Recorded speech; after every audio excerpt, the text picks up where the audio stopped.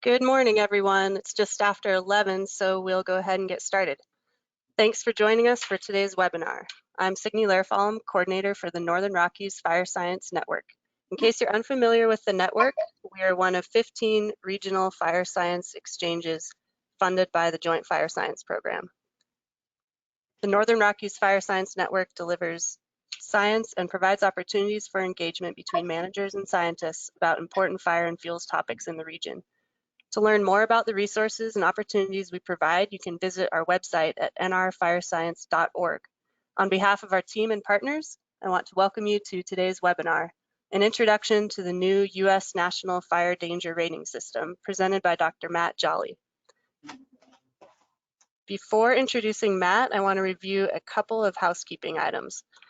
All of you attendees are in listen-only mode for this webinar, but you can ask questions of me or our presenters at any time by typing them into the questions or chat pane of the webinar control panel.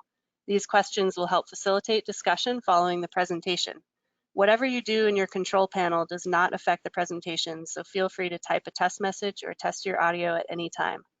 A recording of the webinar will be available on the Northern Rockies Fire Science Network website and YouTube channel within the next day or so. All webinar attendees will receive an email with a link to the recording once it's available online. With logistics out of the way, I'll move on with introducing our presenter. Matt Jolly is a research ecologist in the Fire, Fuel, and Smoke Science program of the U.S. Forest Service Fire Sciences Laboratory in Missoula, Montana.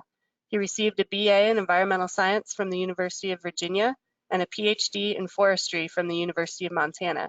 He is also the project administrator for the research and development team of the Wildland Fire Assessment System and is continually evaluating and developing tools for landscape scale fire danger assessment.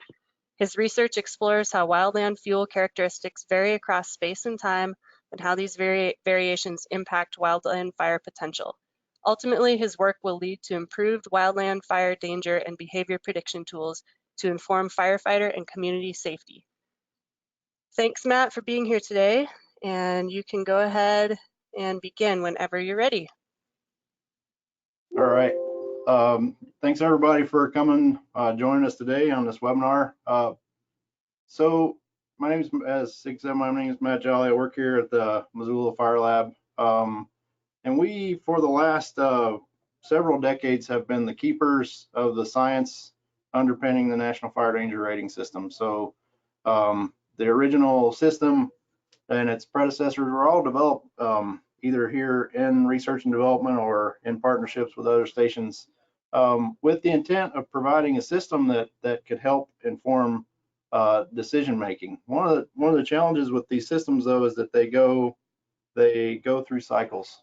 So the system that we had in 1978 essentially sat dormant for a really long time, despite the science itself actually increasing or improving. So what I'm going to do a couple of things today. One, I'm going to talk about NFDRS 2016.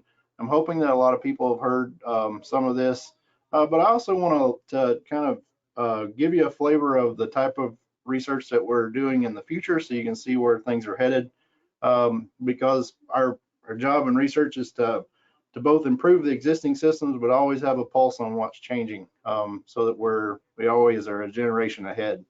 One of the most motivating factors about why we care about fire danger in general is that things are changing. So we a few years ago did a global study looking at changes in how the weather has changed across the planet and how that's manifesting as longer fire seasons, specifically across the West, but also in other places on the globe. So places that are underserved with understanding about changing conditions, like the southeastern United States, and in the western United States, even parts of northwestern Mexico, all seeing a lengthening of fire season. But the lengthening of fire season is coming by a combination of novel weather conditions that have never actually combined together in the same place in the same time before. So things like increasing temperatures, decreasing relative humidities, changes in the frequency of strong wind events, all those things together lead to a change in the fire potential. But what for most of its purpose, the NFDRS is meant to be an integrator. So it integrates all these changes in fire weather conditions into metrics that we can use to inform decision making. So the intent of taking what we know about temperature and humidity and wind speed and developing metrics that can be tied back to planning, and planning that can actually implement how we do business or changes in how we do business under extreme conditions, so that we keep both firefighters and communities safer. Ultimately, we have a continuum of fire management activities, from all the way from pre-season planning and hazardous fuels management. So like where we locate fuels treatments, resources required, but also during this preseason, we're doing planning that can affect the implementation of a fire danger rating system. It's important to know that for each one of these components of the spectrum, we have systems that support it. So the National Fire Danger Rating System is really meant to support wildland fire preparedness and response decision making. It can be an immediate response from initial attack, or a longer term response from extended attack. But the whole point is that that we have a system that is a decision support system for preparedness that helps inform a variety of decision making. We have other systems out there that help fill in the gaps for this continuum, like WFIPS and the Interagency Fuel Treatment Decision Support System, allowing us to do pre-season planning, hazardous fuels planning. But really, NFDRS has always been that system that's underpinned a lot of business, but really received very little emphasis. So we're trying to really revive the system and improve the science, but also get people to think more completely about how to employ it in decision making. So the fire danger rating system itself does a lot of things. Provides input for preparedness decisions. So things like how many resources do we have available? When do we order additional resources? Staffing, which says, are we ensuring that resources are available to respond when needed? So do we work on weekends? Do we work after 4 o'clock? All these things that can actually help improve how we respond to fire. But this is really the piece where we've in traditional NFDRS usage has languished, is essentially we haven't in the past used fire danger to better inform how we respond to fires, so that we actually meet the objectives that we set out, while we minimize risk, particularly to responders, to firefighters, but also to the public. And I'll share some examples of why we definitely know that needs to change.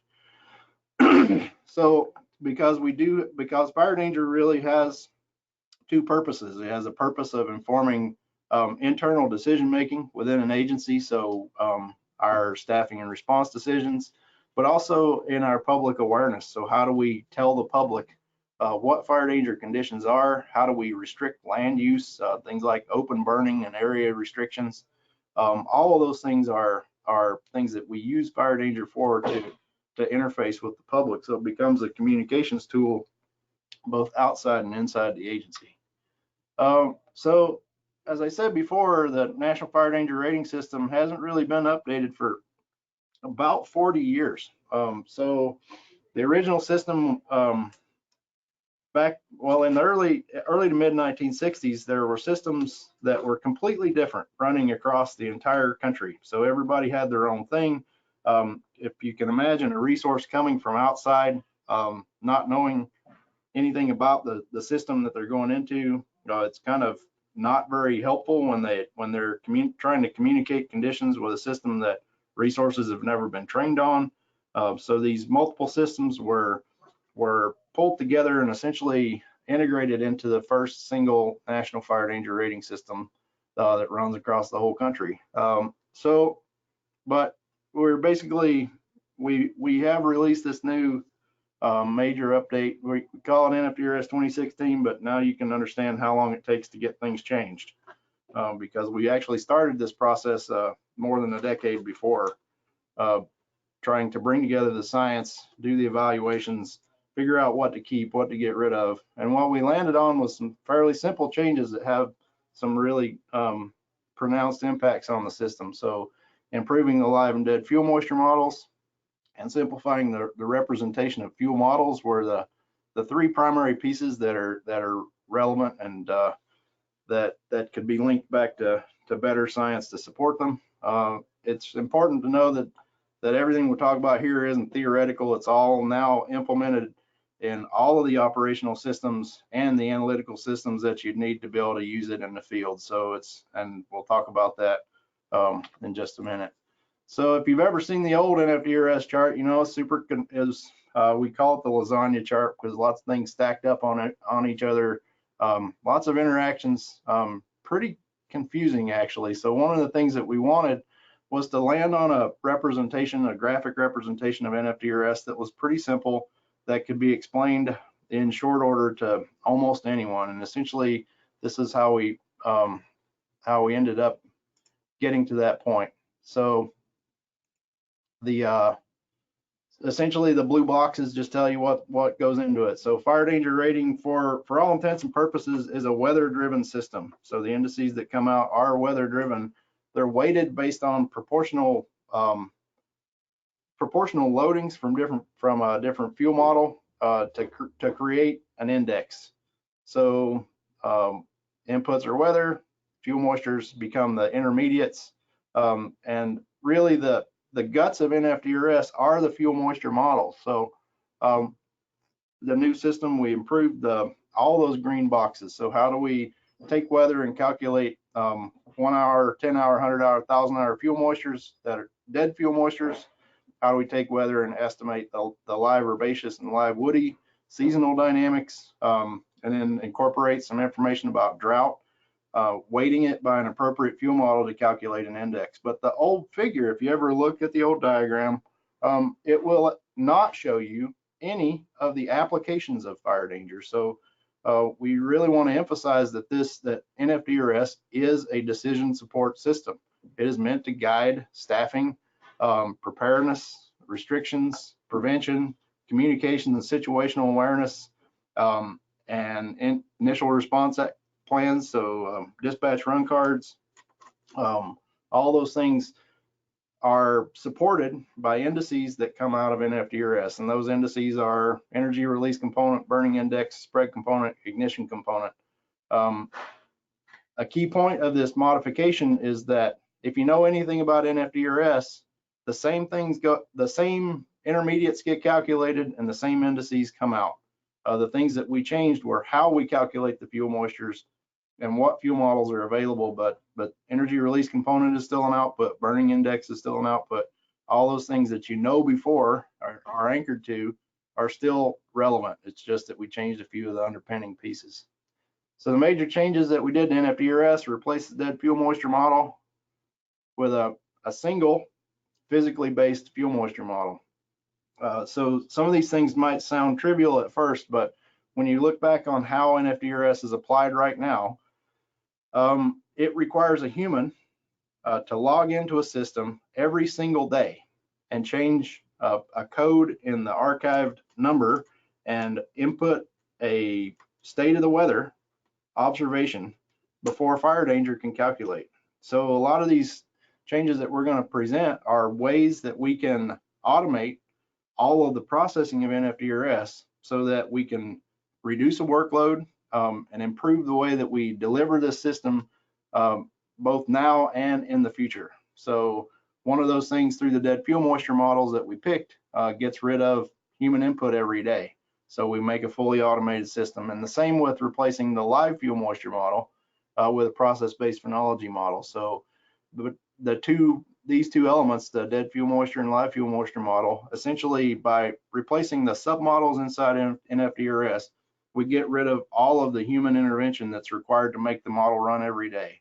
There's no need for green updates. There's no need for freeze dates, dormant dates, any of the curing dynamics that are sometimes modified in the herbaceous fuels.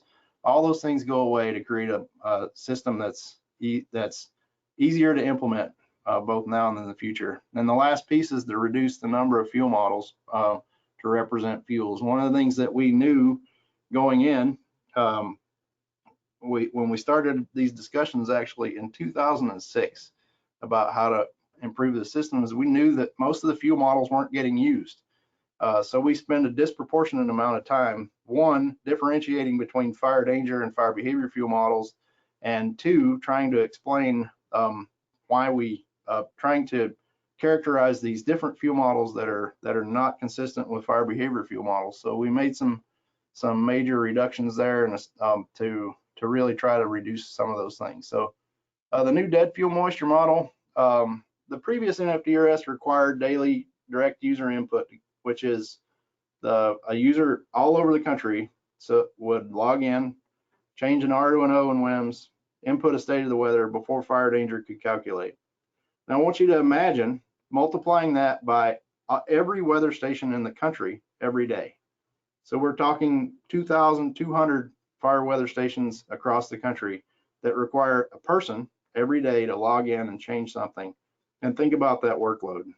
Now imagine replacing that dead fuel moisture model with a fully physically based model developed by Ralph Nelson that allows us to just replace the old dead fuel moisture model with the new one, give the new one hourly weather, and now the new one runs completely unattended, meaning that it's completely automated and doesn't require human intervention at all. So no R's to O's, no state of the weather, and it's actually better because it incorporates a full energy balance.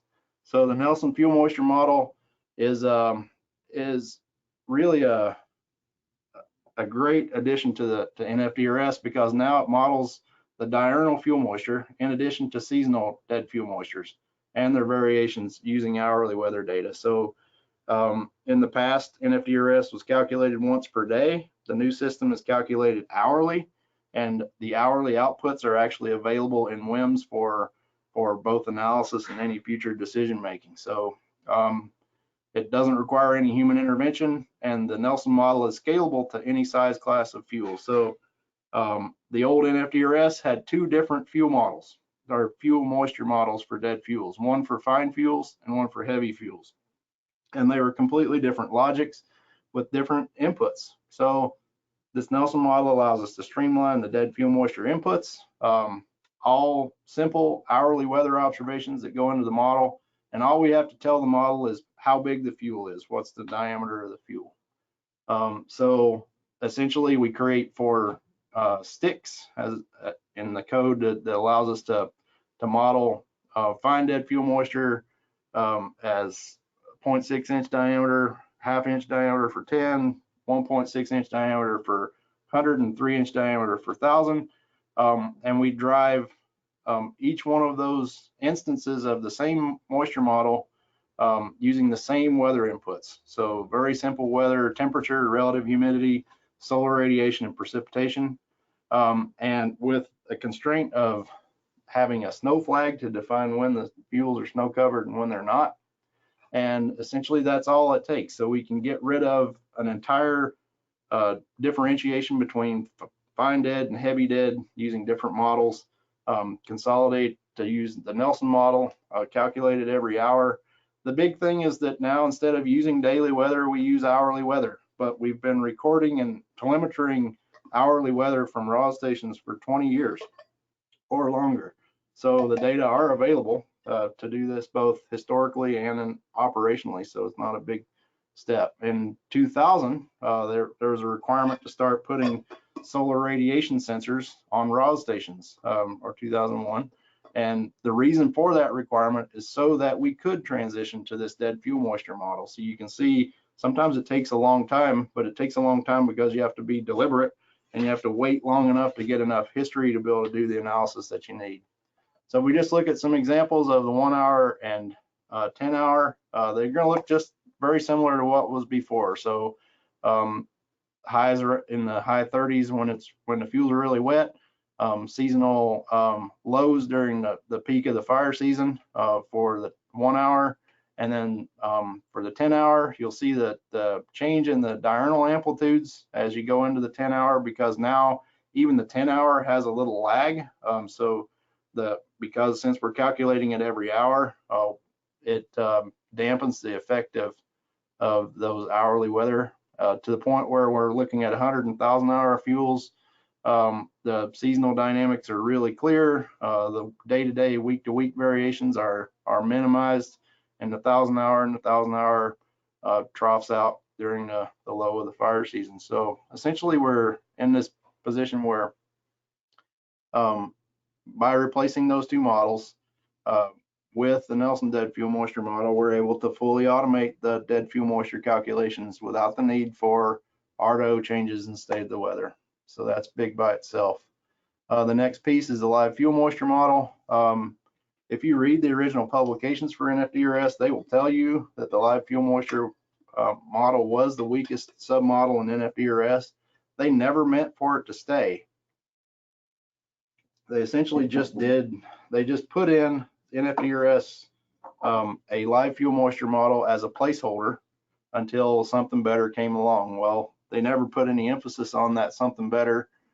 So when we came along and were able to substitute in the growing season index, it really kind of transformed how we can monitor and model live fuel dynamics across these landscapes for NFDRS in a more automated way without a lot of a priori assumptions. So the growing season index that drives the new live fuel moisture model is just a meteorologically based phenology model. It was designed to predict the exact events that NFDRS needs, things like green up and transition to dormancy, and then the within season variations of fuel stress. And we use basically a simplification of that model to derive live fuel moisture inputs of herbaceous and woody, but the model itself predicts the green up date and those transition dates without the need for a user to log in and set a green up date or force green up or force freeze or set season codes and greenness factors, as was the case with the 1988 version of NFDRS, so that ultimately we're in this position where we have a fully automated live fuel model as well. The model is super simple. It takes a daily minimum temperature, maximum vapor pressure deficit, and photo period, and the outputs are the herbaceous and woody fuel moistures. So the growing season index itself is just as a product of three indicator functions. So and the indicator functions are just trying to help characterize what makes a happy plant. So we know that plants are happy when they're not frozen. So the minimum temperature indicator tells us, below -2 degrees Celsius, so about 20, give or take 28 degrees Fahrenheit. Plants below that temperature aren't real happy because they're frozen, but above that minimum temperature doesn't necessarily constrain them. So about above 5 degrees Celsius, plants we know are genetically programmed to respond to photo period. So knowing that a plant can essentially see the difference between short days and long days and adjust its biology accordingly, we can incorporate a photo period indicator. So there are studies looking at green up in the tropics that's highly synchronized as a function of as little as a 15-minute change in the photo period in a day. So plants are super sensitive to it. It's also a representation of, it's also correlated to periods of maximum solar radiation. When they grow the most, they have the longest days usually. So a secondary benefit. And then vapor pressure deficit is flipped the other way, so that low vapor pressure deficits indicate wet conditions and high vapor pressure deficits indicate dry conditions. So when the VPD is pretty low, plants are pretty happy. When the VPD gets up high, essentially tracking a decrease in the relative humidity, the plants get stressed. So if we take those three things together, multiply them out, we get a number that's bounded between 0 and 1. And that number is a composite indicator of how happy that plant is. So a value of 0 would mean that weather is completely limiting plant function, and a value of 1 would mean that the weather conditions are very good, plant is very happy. We can use that metric over time to look at when green up happens, when stress happens during the midsummer, when we transition back to dormancy. So essentially we just calculate a growing season index. There is a rescaling function that we've built in that we expect to be able to use to self-calibrate in the future. And then from that, we calculate a live fuel moisture from the GSI just by setting a green up threshold for GSI that says once the GSI goes above 0.5, that's green up, and we'll track the dynamics above that, and then vary those dynamics between 60 and 250% or 200% moisture, and then track those changes over time and use that live fuel moisture in NFDRS. So the fuel models are a little contentious, but essentially what we found is by analyzing ERC from every fuel model that we have, so 20 fuel models, we basically did a big giant correlation analysis, and we found that most of the fuel models weren't unique. So in the early days of NFDRS, they wanted 4 to 5 fuel models. They had a steering committee. The steering committee said, we need to represent more fuel types. They said, okay, well, fine. How many do you want? They said, how about 20? So they made 20, but they made the 20 out of the 4 or 5 that they wanted to keep. So it turns out that most of the fuel models were highly correlated, but they grouped into logical groupings, which was convenient. And we were able to tie back those logical groupings back to an NFDRS, back to a fire behavior prediction system fuel model from the 40 fire behavior prediction models from Scott and Bergen. So we can essentially eliminate the differentiation between fire danger and fire behavior fuel models by taking a representative 40 fire behavior fuel model and tying it to an NFDRS model and adding 1,000-hour fuel loading where appropriate. So essentially now we have 5 fuel models, V, W, X, Y, and Z, representing grass, shrub, brush, timber, and slash. Each one of those models maps back to one of the Scott and Bergen 40 fuel models, so a GR2, a G for the grass, a GS2 for the grass shrub, a shrub 9 for the brush model, timber litter 1 for the timber model, and a slash and blowdown. And essentially all we did was add another column that said 1,000-hour loading, which we proportionally adjusted based on their similar 78 fuel models to give something that's new. If you're familiar with NFDRS and you love fuel model G, which is a really common fuel model around the country, fuel model Y becomes the new fuel model G, and it should look an awful lot like what you had before. The end result of all this is that it uses the same, NFDRS still just takes weather and makes indices. It uses the same weather inputs, it's just that now they're hourly instead of daily.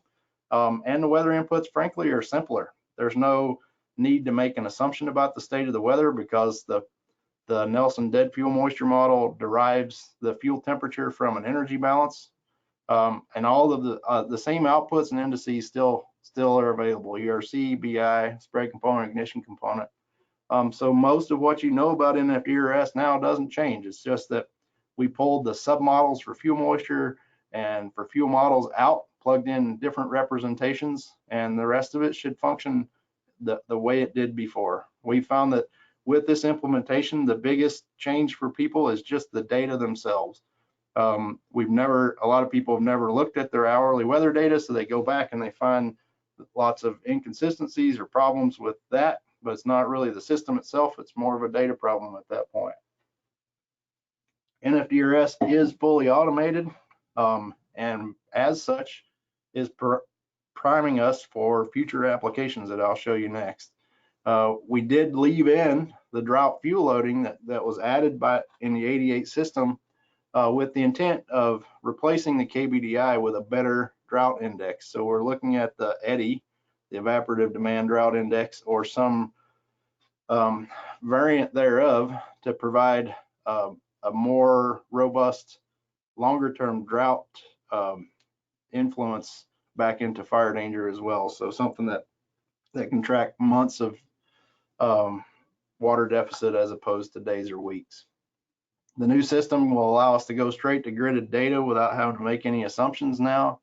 So we can essentially estimate fire danger on a gridded forecast. I'll show you an example of some of the things we're doing to move that way, and then reduce daily workload, because essentially once we make the full transition to NFDRS, which units can do at any time now after they update their fire danger operating plans, will the need to do an R to O change, the state of the weather, and manage the green up and freezing dates and stuff are all go away.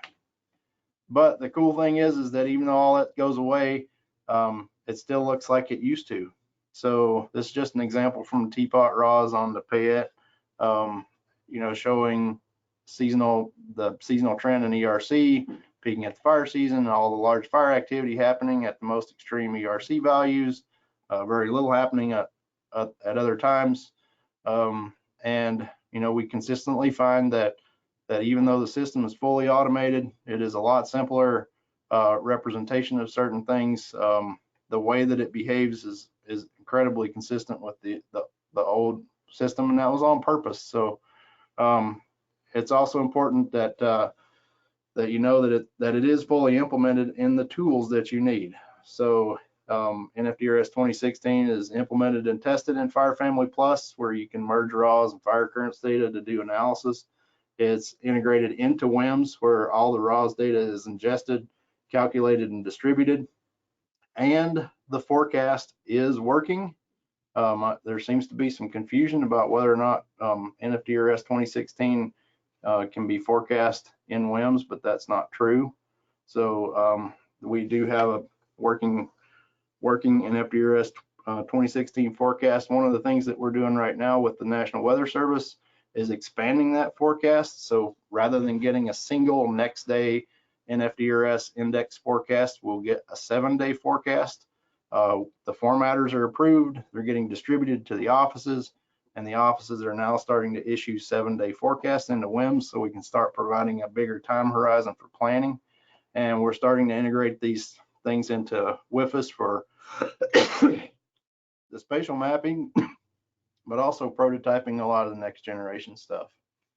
And also trying to figure out ways to make more automated self-updating resources for things like pocket cards. So this is just an example of a pocket card from the Lolo East Zone, but it updates in real time. So once a day, they'll go out and grab self-update, so you can actually pull it up on your phone, see current conditions. We're going to work on how to represent each individual tab better as a tab on a phone app. Not really an app, but more of a web-based approach, but we're kind of heading in that direction too. So I just wanted to kind of close out a little bit by talking about future applications and why do we care.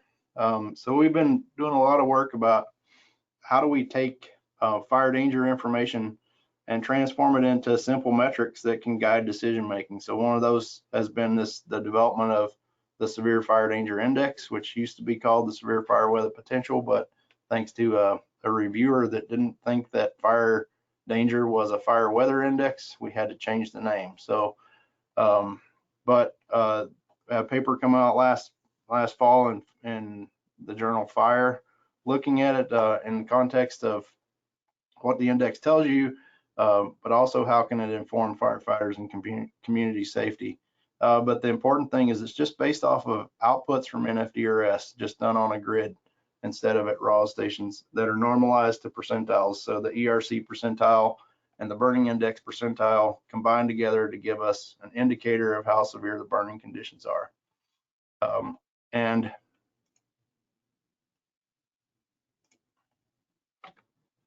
so this is just an example of that running on a grid in real time, produced before any of these fires actually started. So we're able to map these extreme events and their seasonal cycles quite well. A lot of red on the map, we get that. Working on ways to reduce where we rate as severe, but the important thing here is that these are 5 forecasts from 5 different time periods in 2 different years, all produced before any of these fires were reported. So the upper left is panel A is the Santa Rosa fires, Sonoma County area, So tubs, Atlas nuns. The middle panel B is the Thomas fire. The upper right is the Carr fire. The lower left is the Mendocino complex, and the lower right is the Camp fire. Essentially, these forecasts were produced by WIFIS before any of these fires were reported. So the idea that we don't see something coming, or we don't know that conditions are severe, may not be the most logical. So we have a simple mobile application, basically just a mobile web page right now for WIFIS. It works fine on a phone, works fine on a desktop. Provides access to current day and next day forecast of the severe fire danger index, and also incorporates geomac fire parameters, modus and veers, active fire detects from the GTAC, and fuels and slope maps. We also have been working on trying to understand firefighter entrapments and fatalities in terms of the context of their coincident fuels, weather, and topography. So really kind of going full circle back to understanding what are the common denominators of these entrapments, and how can we better provide input to firefighters for decision making to reduce the number of entrapments and hopefully eliminate fatalities that we really could have control over if we had better situational awareness. Using things like fuels and topography, along with the fire weather, to really narrow down the places where we expect where entrapment risk is very high. So we're kind of moving in this direction. Haven't got all these pieces working yet, but the supporting pieces of the severe fire danger index always come out as top predictors of these things. So just an example of that, the upper left-hand corner here showing the cumulative percentiles of ERC and BI, in addition to where entrapments, fatalities, and the number of people impacted are. And we can see the zone very clearly.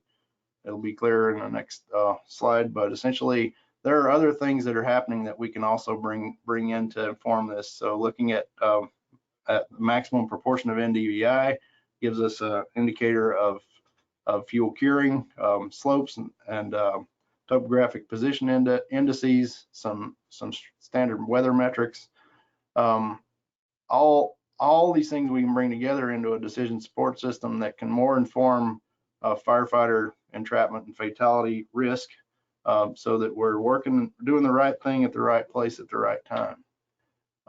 It's super important because we know that historically, if we look at the firefighter entrapments and fatalities that have occurred over the last 40 years, we find that basically using two metrics from NFDRS, the ERC and the burning index, converted to percentiles, we can characterize the time and location of 75% of those entrapments just by knowing the ERC and BI.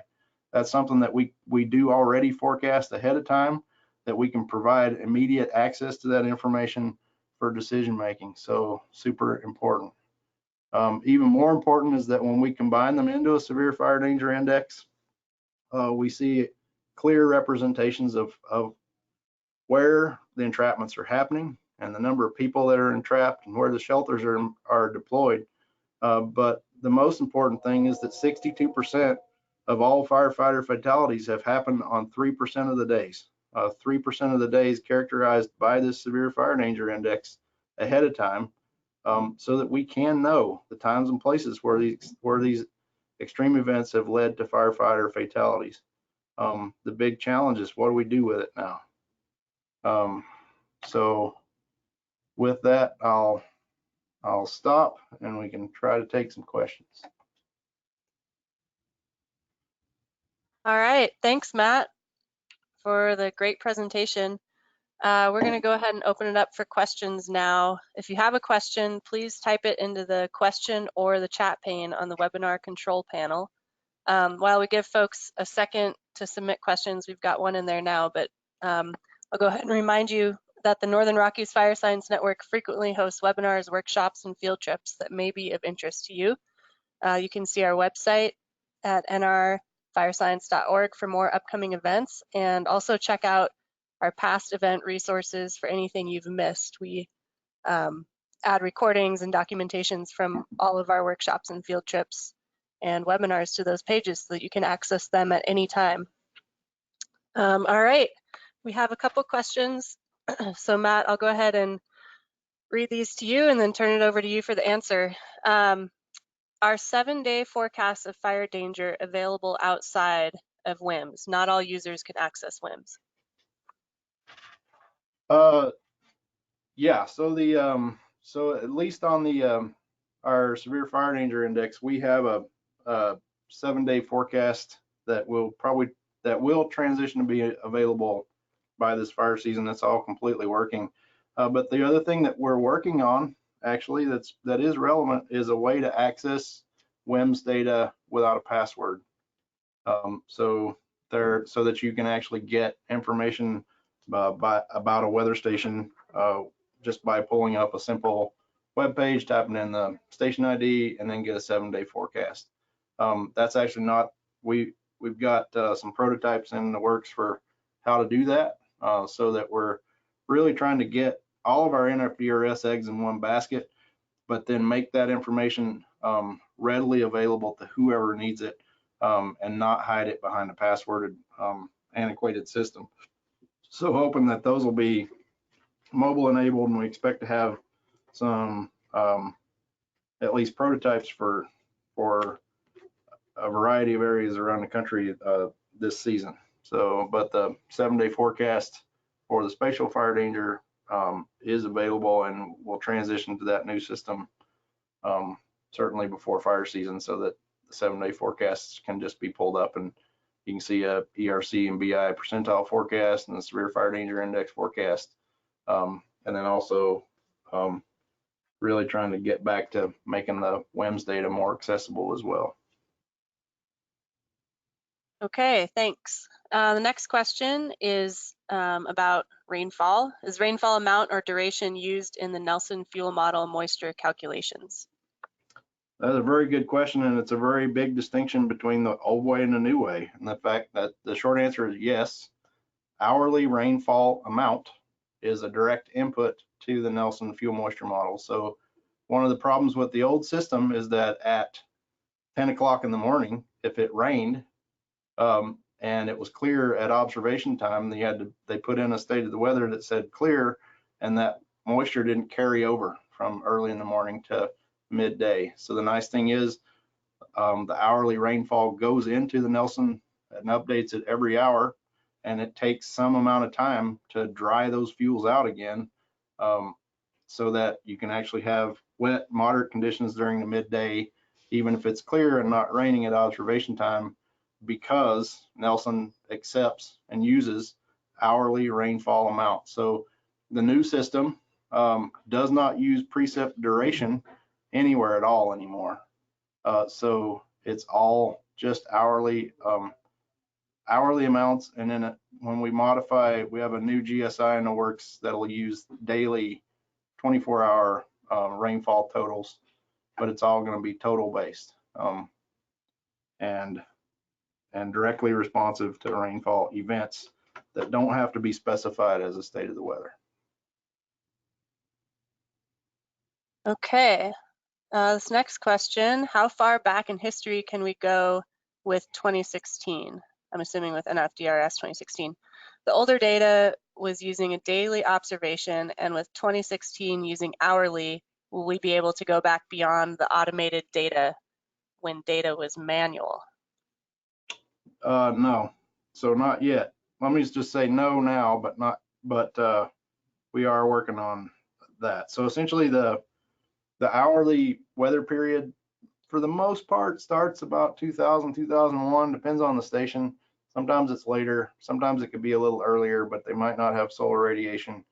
But we have in the works the ability to basically synthesize a diurnal temperature, humidity, radiation curves that can allow us to use daily data from the past to synthetically generate hourly weather that'll allow us to hindcast NFDRS 2016 using daily weather data. So it won't happen overnight, but it won't be long before we'll be able to use that, like in Fire Family Plus, to go back to the manual weather period.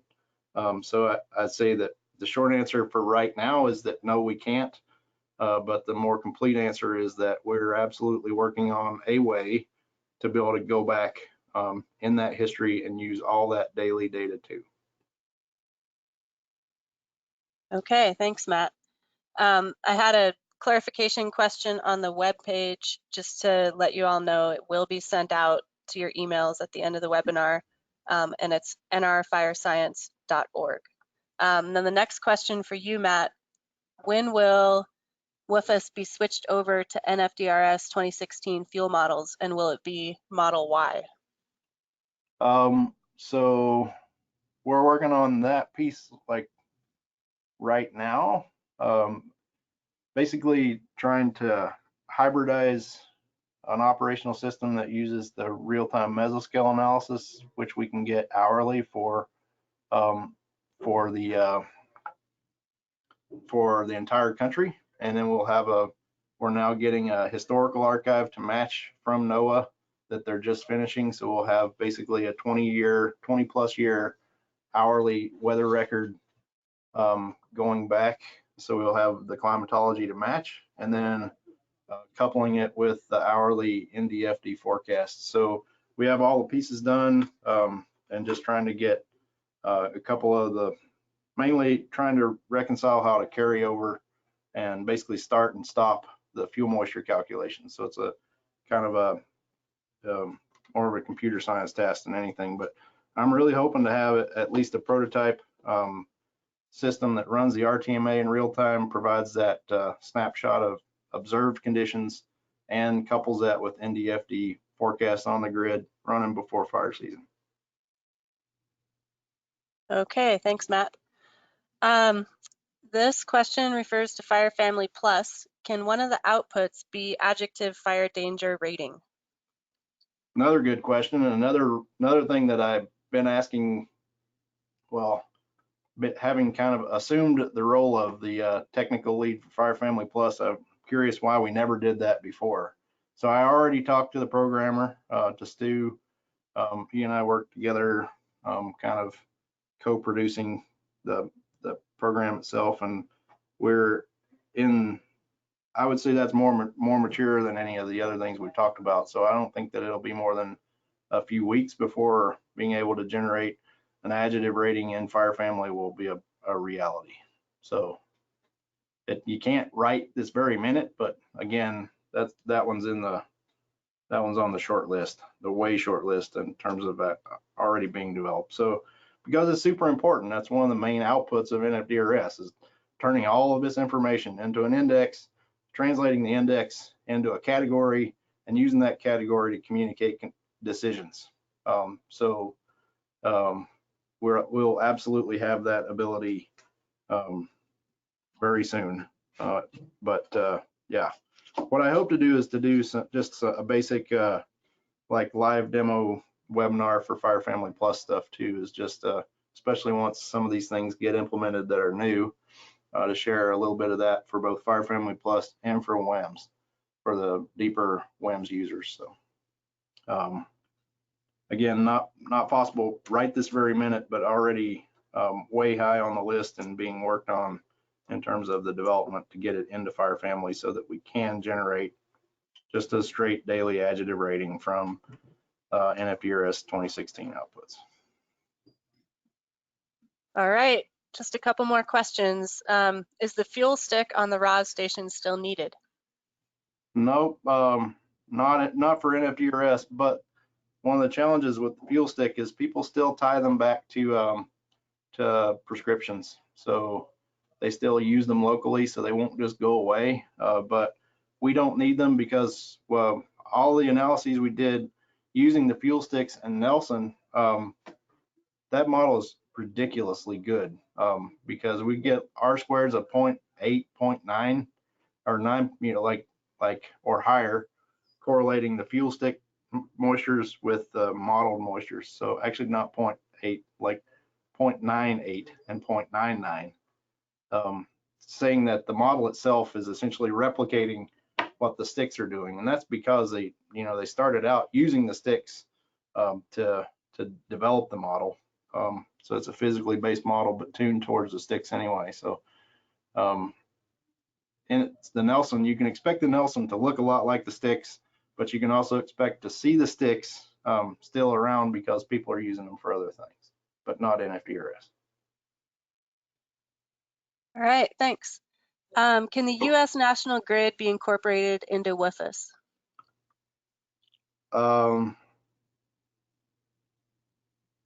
Yeah, so we're